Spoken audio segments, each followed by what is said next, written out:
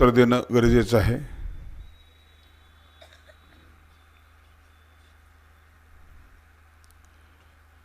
हा खरा घट दिवस आहे, पण त्याला तुम्ही वाढदिवस म्हणता।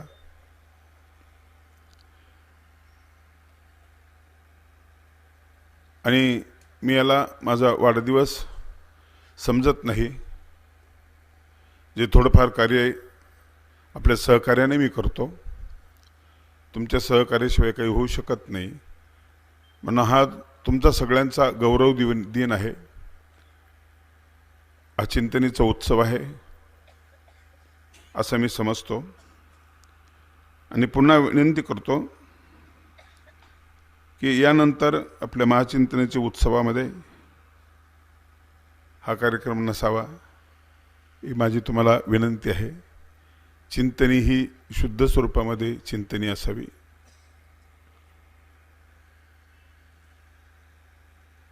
चुकूनही सन्मानाने हवेमध्ये माणूस जात असतो, खाली उतरताना अवघड होतं। आणि म्हणून जमिनीवरच जगण्याची माझी इच्छा आहे। तुमचं सगळ्यांचं अपार प्रेम आहे, ते प्रेमाने मी भारावून गेलो। चिंतनी सूत्रावर बोलत असते, म्हणून आज मी 5-10 मिनिटं सूत्रावर बोलणार आहे।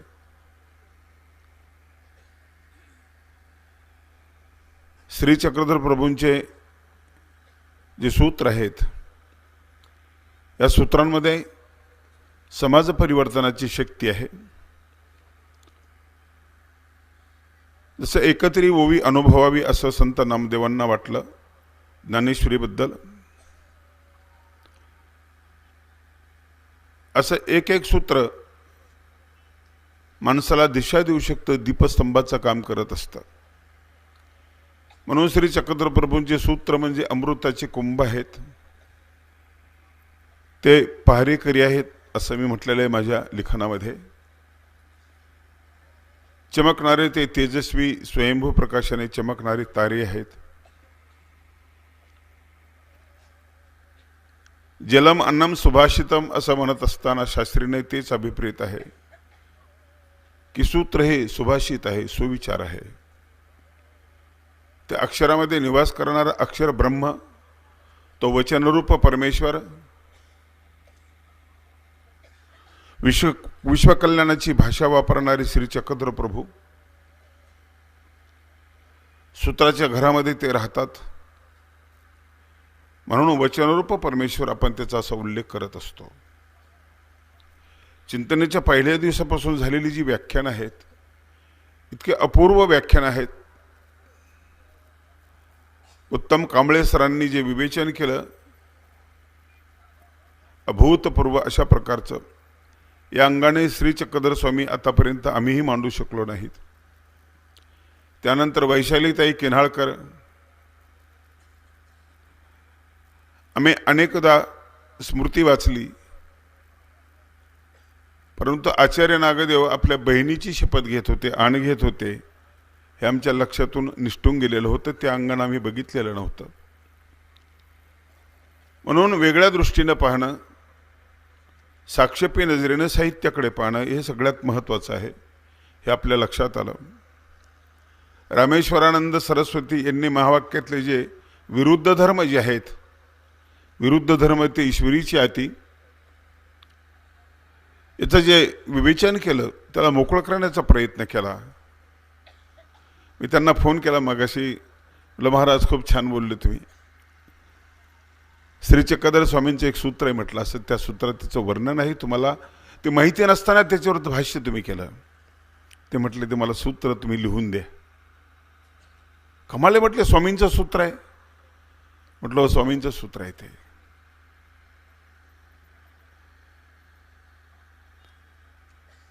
त्यानंतर पेरे पाटलांचं व्याख्यान, गजानन शास्त्रींचं व्याख्यान, चिंतनेतले व्याख्यान हे सर्व विषयांना स्पर्श करत जाणारी, सगळ्या जागा उन्नत करणारी अशा प्रकारची आहे। आणि म्हणून चिंतनीचा उद्देशच तो आहे, श्री चक्रधर स्वामींचा संदेश सगळ्या ठिकाणी पोहोचला पाहिजे, परंतु इतर संतांचा संदर्भ घेत पोहोचला पाहिजे। कारण स्वामींच्या लीळेमध्ये इतर संतांचे संदर्भ आहेत, त्यांना सन्मानित केलेलं आहे, त्यांना मोठेपण दिलेलं आहे। आणि माणसं जोडणारी एक विचारधारा श्री चक्रधर स्वामींच्या सूत्रामध्ये आहे.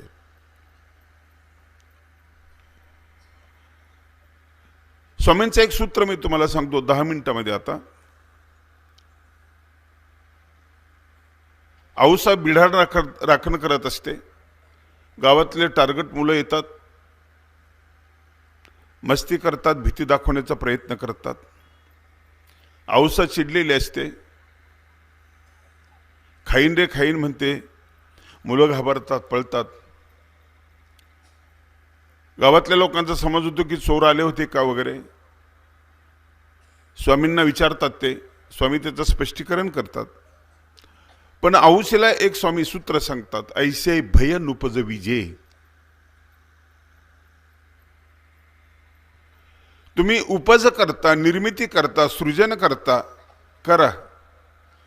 बंगला बांधता, बांधा. केळी लावता, लावा. डाळिंब लावता, लावा. उपजाऊ जमिनीमध्ये तुम्हाला काय काय निर्माण करायचे ते सगळं तुम्ही करा. पण एक करू नका, भय उपजवू नका, भय नका निर्माण करू. श्री चक्रधर स्वामी अभयाची जागा आपल्यासाठी देत होते. सगळ्या भयाच्या जागा आहेत, सगळ्या भयाच्या जागा आहेत. याला त्याची भीती, त्या पंथाला या पंथाची भीती, त्या देशाला या देशाची भीती. प्रत्येकाने आपली सुरक्षा वाढवलेली आहे. हल्ला होऊ नये म्हणून शस्त्रास्त्र निर्माण केलेले आहेत. कितीतरी जग असे खलास होतील इतका अण्वस्त्रांचा साठा हुशार लोकांनी बनवलेला आहे. पण या शस्त्राला स्वामींनी शके 1156 मध्येच एका सूत्राच्या मदतीने त्याला बोथट करण्याचा प्रयत्न केला. आज सगळे जग भय निर्माण करण्याच्या मागे की तुझ्याकडे इतके शस्त्र आहे, माझ्याकडे इतके आहेत, चीनकडे इतके आहेत, भारताकडे इतके आहेत, पाकिस्तानकडे तितके आहेत. हा जो दहशतवाद आहे, ही धस्ती निर्माण करण्याचा जो प्रयत्न आहे. आणि भय म्हटलं की भयाची लक्षणं आहेत. अंगाचा कंप सुटतो, रोमांच उभे राहतात, घशाला कोरड पडते, गांडीबम स्त्रंसते, हस्तात त्वक्चैव परिदह्यते.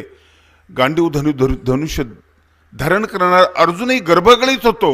आणि भय निर्माण झाल्यानंतर त्याच्यातली ऊर्जा संपून जाते आणि रथोपस्थ उपाविशत रथाच्या मागच्या बाजूला बसून जातो. भय आतला आहे, भय बाहेरचा आहे, भय दुसऱ्याचं आहे, भय घरातल्याचं आहे, भय स्वतःचा सुद्धा आहे. आणि भयामध्ये असलेला माणूस सुखी नसतो. भयाची पोटी दुःखाची राशी शरण देवासी जाता भले. अभयाला शरण जा आणि परमेश्वर हा अभय आहे, तो रक्षण करणार आहे. भयाच्या पोटामध्ये दुःखाच्या राशी असतात. तुम्ही जितके घाबरता तितके दुःखी होता.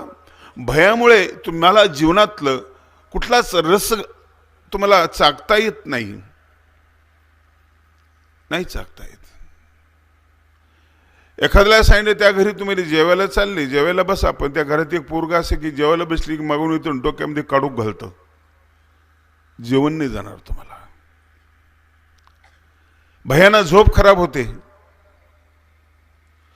सुखाच्या ज्या ज्या जागा आहेत त्या सगळ्या नष्ट करतं भय, नष्ट करून टाकतं.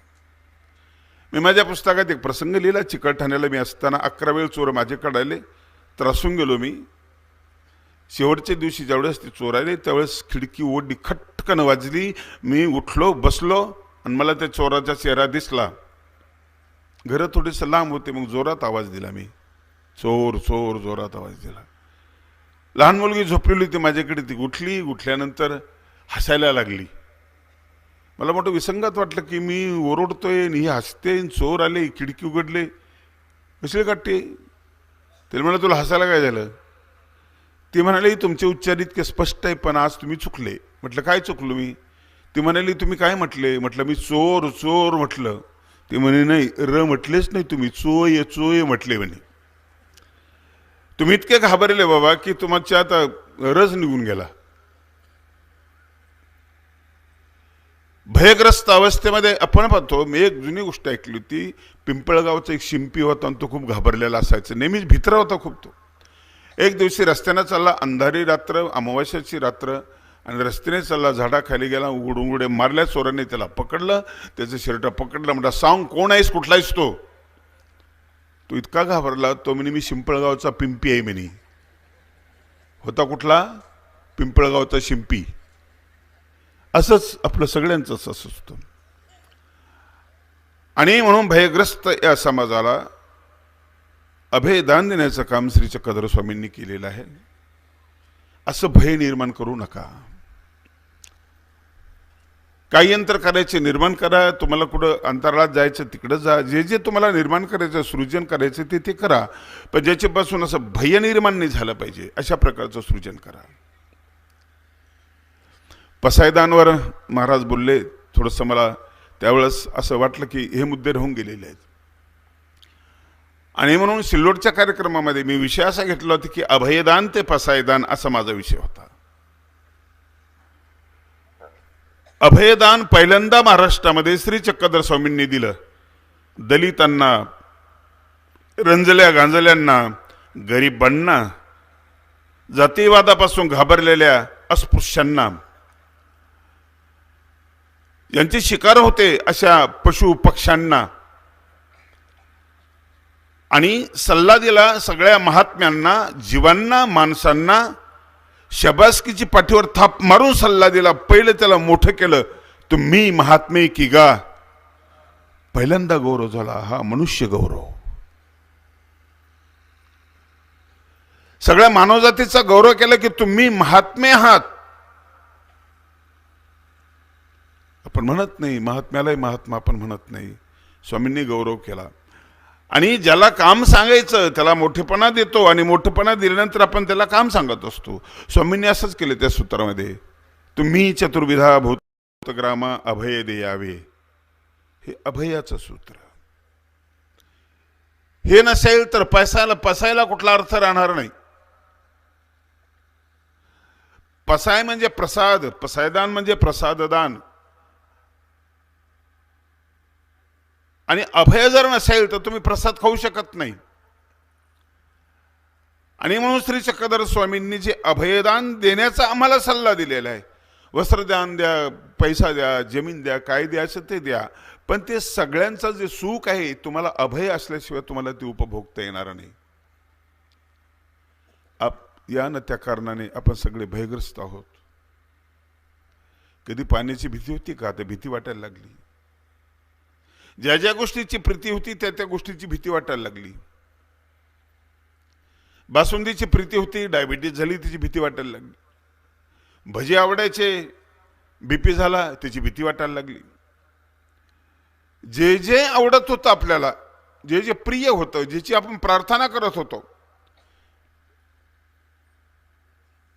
जे जे आपल्याला साई वाटत होतं ते ते आता कसाई वाटायला लागलं.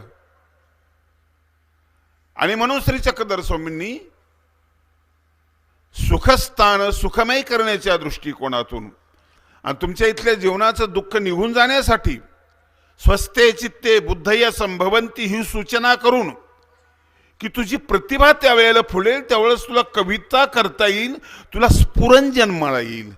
तू प्रसन्न असला तर अजिंठा वेरूळची लेणी निर्माण करशील. आणि उदास जर झाला, पुढची पिढी उदास झाली, त्यांनी ते लेण्याचे हातपाय तोडून टाकले, सौंदर्याचे शत्रू बनले.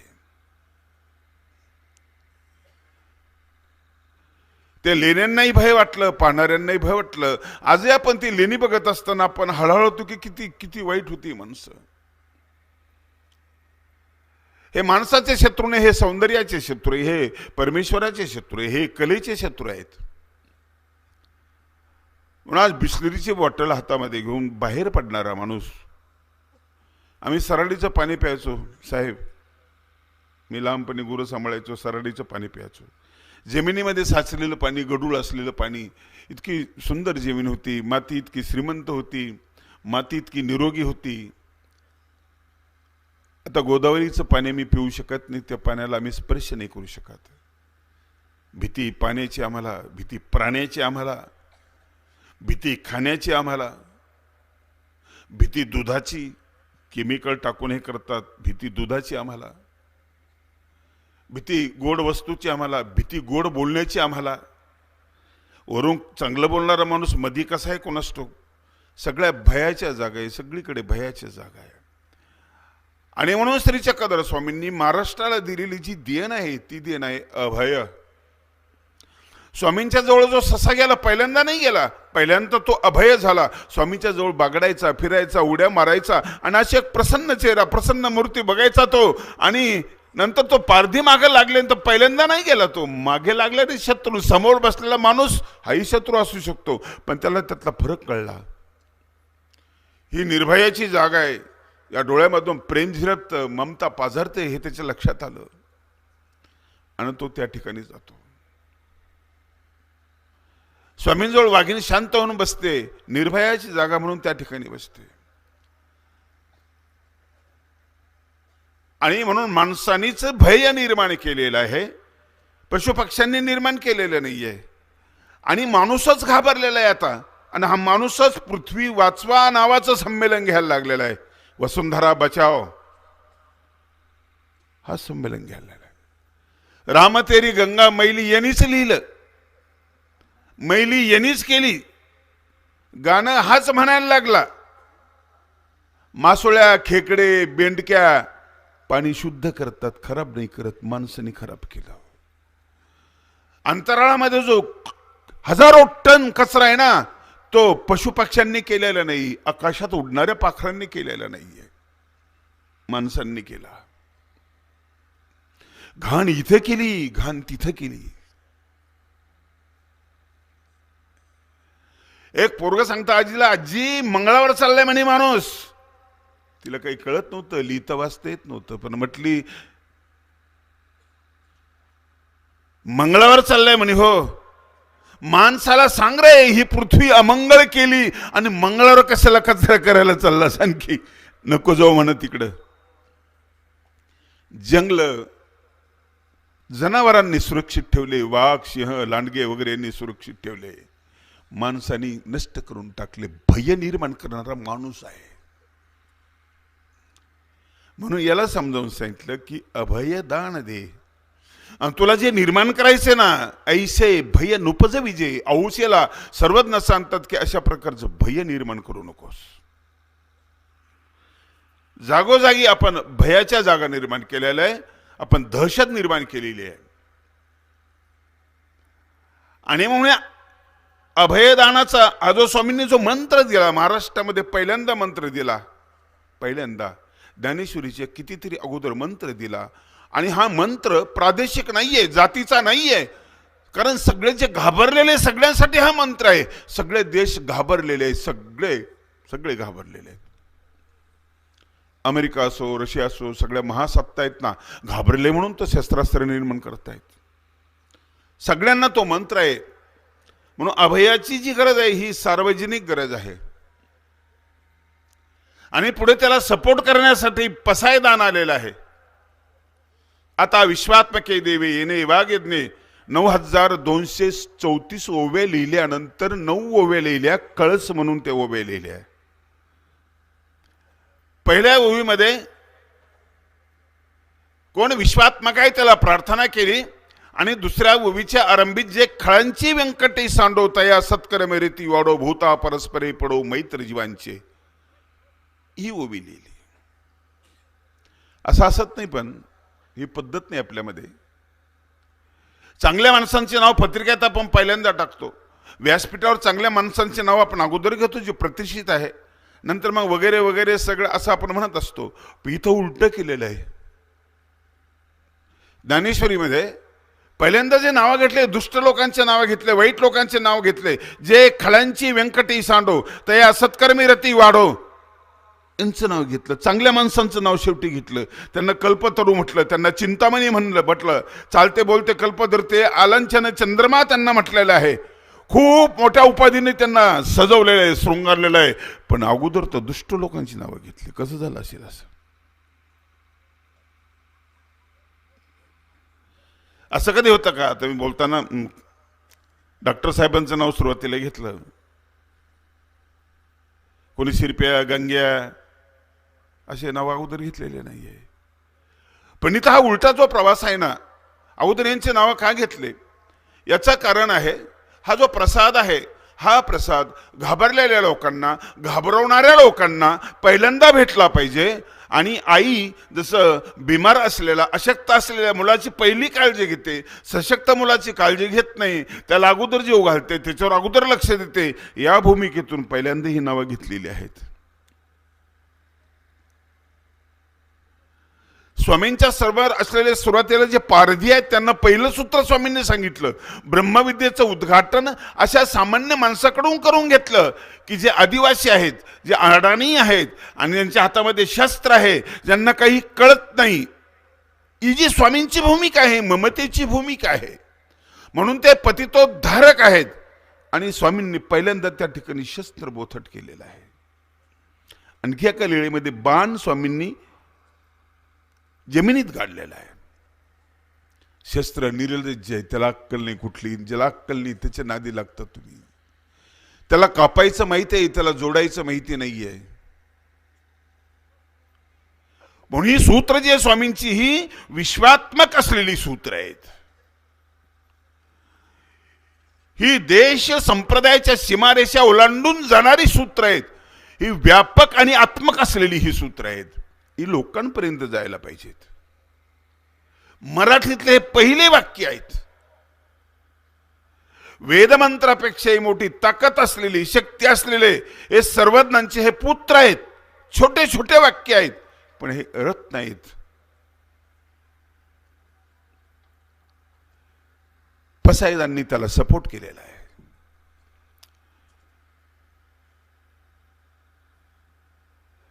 तिकडं समोर जे पारदे शिकार करणार आहे तिथं स्वामींनी सूत्र सांगितलं. आणि इथं पसायदामध्ये सुद्धा जे खळ आहेत त्यांचा अगोदर उल्लेख केलेला आहे.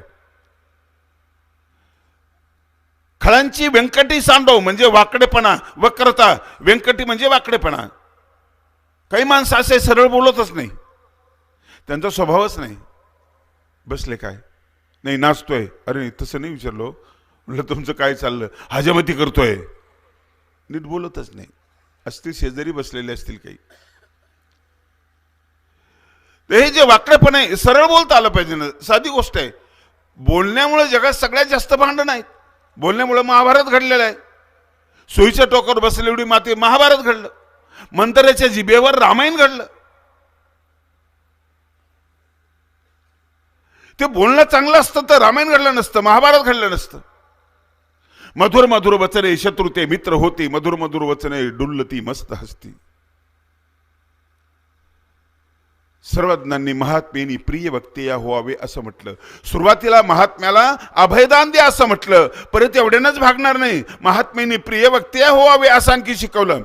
सत्यावर जवाब व्हावे. माणूस घडवत असताना याच्यामध्ये महात्मा पण ओतण्याचा स्वामींनी प्रयत्न केला.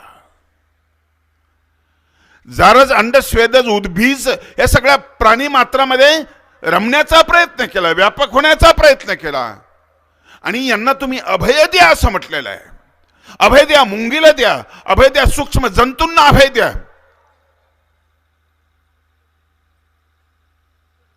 सगळ्यात बारीक प्राण्यापासून मोठ्या प्राण्यापर्यंत सगळ्यांना अभय द्या. आणि हे फक्त माणूस देऊ शकतो. आणि फक्त माणसाने जास्त भय निर्माण केलेला आहे. हा दुरुस्त होणं महत्वाचं आहे. खळ आहे, खल. खळांची व्यंकटी सांडो. बरं, त्याची वक्रता निघून गेली. पुढं तया सत्कर्मे रती वाढो. वाईटपणा निघून गेला. आता त्याची सत्कर्मी रती वाढो. चांगल्या कर्मामध्ये त्याची आवड निर्माण हो. भूता परस्परे पडो मैत्र जीवांचे. अभयदान आणि पसायदान ह्या दोन गोष्टी महाराष्ट्राला मिळालेली दैवी संपत्ती आहे. फार महत्वाची गोष्ट आहे. काय असा प्रश्न उपस्थित करतील, पसायदान माहितलं तसं तर काही झालंच नाही. ज्ञानेश्वरी लिहून 700 वर्ष होऊन गेले, मग ती प्रार्थना फेल झाली. काय ऐकलं नाही देवाने त्यांचं. तुमचंही बरोबर आहे, खरं तसं झालं नाही. खळ संपले नाहीत, वाढत चाललेत. वाढत चाललेत खळ. भांडणं वाढत चालली, दुष्टता वाढत चालली, सत्कर्मामधली रती घटत चालली. असं काय झालं? स्वामींचं जे अभयदान आहे आणि हे जे पसायदान आहे, हे जोपर्यंत एकत्र येत नाही, अर्थिंग आणि करंट जोपर्यंत एकत्र येत नाही तोपर्यंत प्रकाश दिसत नाही, लाईट लागत नाही. म्हणून अभयदानाशिवाय पसायदान कामाचं नाही आणि पसायदानाशिवाय अभयदानही कामाचं नाही. प्रसाद जर तुमच्याकडे नसेल तर तुम्ही अभय माहिती कसं कराल, तुम्हाला अभय कसं भेटेल. आणि भय निर्माण होतं शब्दातून, भय निर्माण होतं कृतीतून, भय निर्माण होतं पदार्थातून, भय निर्माण होतं वातावरणातून. भयाचे अनेक प्रकार आहेत, सगळ्या ठिकाणून ते निर्माण होत असतं. आणि त्या भयाला घालवण्याची शक्ती एकच आहे, अभय. आणि म्हणून दैवी संपदेचं लक्षण सांगत असताना भगवान श्री चक्रधर स्वामींनी 16व्या अध्यायामध्ये अभय शब्द सुरुवातीला वापरला, कारण तो सगळ्या सद्गुणांचा सरदार आहे, राजा आहे तो. अभयम सत्व संशुद्धीर, सगळ्या सद्गुणांचा तो राजा आहे. प्रभू श्री चक्रधर स्वामींनी भगवद्गीतेचा एक एक शब्दावर असे काही सूत्र आहेत, एका एका शब्दाचा अनुवाद सर्वज्ञ श्री चक्रधर स्वामींनी मराठीमध्ये केल्यासारखं आपल्याला वाटतं आणि एक एक सूत्र आणलेलं आहे. जसं ज्ञानात ध्यान परंतप म्हणजे ज्ञानापशी प्रेम उत्तम, अनेक सूत्र आपल्याला असे दाखवता येतील. आणि म्हणून ही गोष्ट लक्षात ठेवणं अत्यंत महत्वाची गोष्ट आहे. अभय 3च अक्षर आहेत, पण तुमचं 3 कालखंडातलं जी जीवन आहे, बालपण आहे, तरुणपण आहे, म्हातारपण आहे, याला सुख देणारं ते आहे.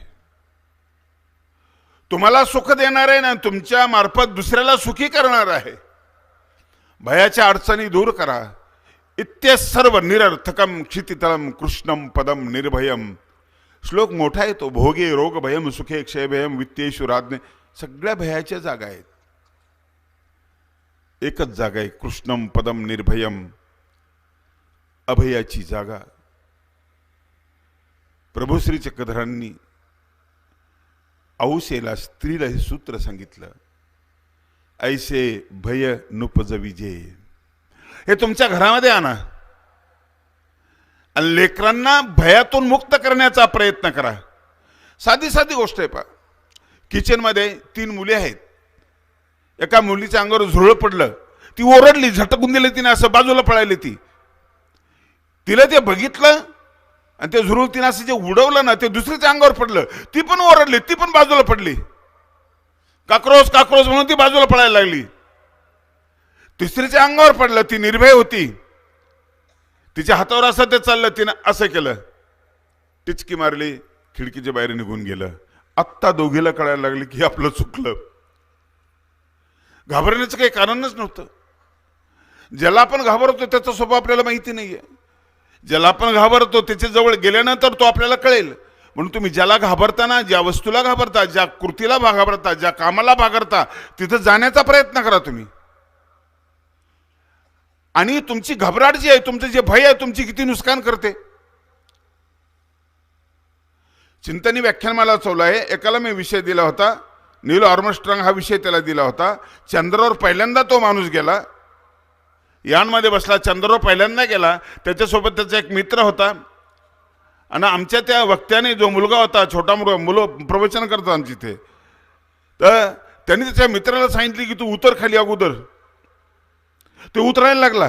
त्याने पाय खाली केले, पण मनामध्ये शंका आली की मातीने जर गिळून घेतलं तर, नाही तर आपण कुठे उडून जर गेलो तर. तो म्हणलं मी नाही उतरत. नील आर्मस्ट्रॉंगने पहिलं पाऊल तिथं ठेवलं आणि चंद्रावर पहिल्यांदा पाऊल ठेवणारा म्हणून त्याचं नाव झालं. कोणाचं झालं असतं? त्याच्या मित्राचं. मला नाव नाही त्याचं, त्याच्या मित्राचं नाव झालं असतं. का बरं नाही झालं? एवढा चांगला अवसर प्राप्त झाला, एवढा चांगला चान्स त्याला मिळाला. तिचं पहिलं नाव कोरलं गेलं असतं की तिथं पाऊल ठेवणारा हा आहे. कशामुळे गेले नुकसान झाली तिची? फक्त भयामुळे. असं आपलं बी होतं, बऱ्याच ठिकाणी होतं. खूप ठिकाणी आपण घाबरतो. आणि भयग्रस्त असलेला माणूस संसार तर सोडा, परमार्थही करू शकत नाही. दिल्लीला मंदिरामध्ये आरती चालू होती, ते हार्मोनियमवर परत परत ते चरण घोळत होते. आरती प्रभु मेरे तन मन धन की. एक कडवतीचा आहे, तेरे सिवा मुझे डर न हो किसी का, तेरे सिवा मुझे डर न हो किसी का, तेरे सिवा मुझे डर न हो किसी का. एक उंदराने उडी मारली हार्मोनियमवर, तिने हार्मोनियम फेकून दिली आणि उठून पळून गेला बाजूला. आरती काय होती, तेरे सिवा मुझे डर न हो किसी का, मी तुझ्याशिवाय कुणालाच घाबरणार नाही. आणि उंदराला घाबरून पळाला. परमार्थामध्ये भय चालत नाही, संसारामध्ये भय चालत नाही. भयग्रस्त माणूस संसार करू शकत नाही. श्री चक्रधर स्वामींनी या महाराष्ट्रातल्या माणसाला निर्भय बनवण्याचा प्रयत्न केला. याची दखल घ्यायची, नोंद घ्या. पहिल्यांदा निर्भय बनवण्याचा प्रयत्न केलेला आहे. आणि कुठंतरी ते संस्कार, ते विचार कुठंतरी असे आले. आणि मग आम्हाला आमच्या इतिहासामध्ये जी माणसं दिसलेत ना, हे मग धनकट देशा, राकट देशा, दगडांच्या देशा, ही भाषा आमची जन्माला आली. आणि मग छत्रपती शिवाजी महाराजांचं चरित्र आम्ही वाचायला लागलो, ह्या महान पुरुषांचे चरित्र वाचायला लागलो. आणि मग पेशवे आम्हाला कळायला लागले, दिल्लीचं तख्त त्यांच्या हातामध्ये होते आम्हाला कळायला लागलं. आणि श्री चक्रधर स्वामींचा साधक फक्त अंगावरचे कपडे, तोडकडे कपडे आणि एक विशेष आणि गाठी घेऊन तो जंगलात तुडवत अफगाणिस्तानमध्ये जातो. पेशव्यांच्या अगोदर तिथं जाऊन पाहतो आणि तिथं मंदिरं बांधतो आणि तिथं मराठीमध्ये श्री चक्रधर स्वामींच्या सूत्रपाठाचं पारायण करतो, मराठीचं पारायण करतो. आमचा कुठला साधक अंगरक्षक घेऊन गेलेला नाहीये, कुठला साधक अंगरक्षक घेऊन गेलेला नाहीये, हातामध्ये शस्त्र घेऊन गेलेला नाहीये. एक मधी त्याची ताकद आहे, एक श्रीमंती आहे. गड आहे पण त्याच्या मध्ये आहे, किल्ला आहे पण त्याच्या मध्ये आहे, शस्त्र आहे पण त्याच्या मध्ये आहे. भयावर मात करणारीची हिंमत आहे, हे इच्छाशक्तीचं चुंबकत्व आहे त्याच्या मध्ये आहे, त्याच्या हृदयामध्ये आहे. निर्भय बनवला महाराष्ट्र. वेळ झाला, 11 वाजतायत. उद्या काय मला बोलायचं मी बोलत नाही अशी सगळ्यांची तक्रार होती. आणि म्हणून या निमित्ताने मी या ठिकाणी बोललो. आणि आता बोलावंसं फारसं वाटत नाही, कारण खूप चांगलं बोलणारे आपल्यामध्ये शास्त्री संत खूप चांगलं बोलणारे तयार झाले. जाहिरात बाबा पहिल्यांदाच बोलले, छान बोलले. मानस शास्त्री खूप खूप छान बोलले. ते गजरीत का सुंदर म्हणतात, पण आज काय झालं कोणास ठाऊक, त्याची चाल बदलली, थोडंसं हे झालं. फारच सुंदर ते गजर चांगलं म्हणतात. त्यांनी आपले विषय चांगले मांडले. आणि प्रयत्न तोच आहे आपला, वक्ते निर्माण करणं. बरं, चिंतन इथंच करतो असं नाही आहे, वर्झळीला पण करतो. दत्तगडावर आमच्या वर्झळीची 70-80 मुलं येतात आणि ते वेगवेगळे विषय त्यांना देतो. 8 दिवस त्यांना विषय देतो. 8 दिवसानंतर समजा त्यांना बाबासाहेब विषय दिला, आंबेडकर, शिवाजी विषय दिला. आता शेवटचं आमचं व्याख्यानमालाचं सत्र होतं प्रोफेसर स्टीफन हॉकिंग. 8 दिवस काही सुचत नाही मुलांना. हा ग्रंथ पाय, तो ग्रंथ पाय, नेट बघ, ते पुस्तक बघ, संदर्भ ग्रंथ पाहून ते विषय तयार करतात. आणि कसलेल्या प्राध्यापकासारखं ते बोलायला लागलेले आहेत. स्टेजवर येण्याची जी भीती होती ती त्यांची निघून गेली, ती आता निर्भय झालेले आहेत. आणि म्हणून चिंतनच्या या कार्यक्रमाने हे व्रत घेतलेलं आहे. ते व्रत घेऊन आपण चाललो. श्री चक्रधर स्वामींनी सांगितलेले सूत्र इतर साहित्याला सोबत घेऊन, कुणाचं वावडं न धरताना. आमच्यासोबत अर्धे वारकरी असतात, इतर मंडळी असते. नागपूरला तर एक जावेद पाशा नावाचे मुस्लिम वक्ते आम्ही बोलवले होते, खूप छान बोलले. आणि एक असं आहे की सीमा कुठंतरी ओलांडायला पाहिजे, सगळं चांगलं वेचायला पाहिजे, याची भिक्षा करायला पाहिजे. आणि ते आपण करतोय. तुम्ही प्रतिसाद देताय, तुमच्यामुळे मला बळ येतं, मला हिंमत येते. आणि कार्यक्रमाला तुम्ही उपस्थित राहता.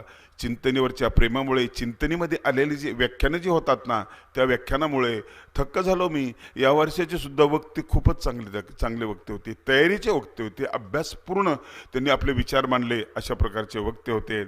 आपल्याला हे सांभाळायचं आहे, ही चिंतनी चालवायची आहे, हिला बळकट करायचं आहे, हिला आणखी फिरवायचं आहे आपल्याला. आपण उत्तरेकडे जाऊन आलो, आणखी कुठेतरी जाऊ, बघू, उद्या आपण विचार करू.